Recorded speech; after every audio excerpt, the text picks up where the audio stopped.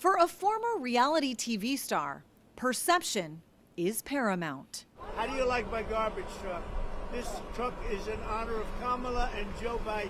Donald Trump's use of a garbage truck to keep President Joe Biden's comment about a comedian in the news cycle just one of many viral moments.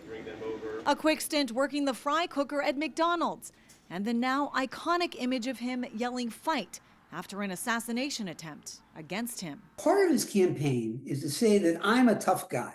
I can handle the tough foreign policy challenges. And look at me, I was shot at, and right after I was shot, I showed defiance. For Vice President Kamala Harris, it's interactions with voters, her message of joy at the Democratic National Convention, and a speech this week on the National Mall, meant to draw a contrast between her and her opponent. It is time to turn the page on the drama and the conflict. These campaign strategies playing out differently on TV. A UCLA study on media sentiment analyzing transcripts from ABC, CBS, Fox News, and CNN showed Democrats have been reflected more positively, but that includes both how journalists have described Harris and Trump and how they've described themselves and their messages.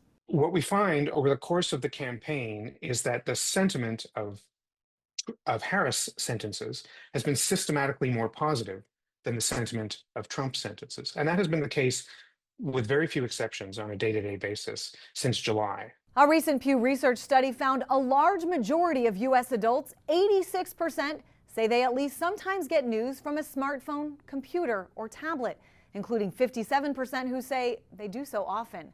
So in the age of social media and digital devices, those viral moments may matter more.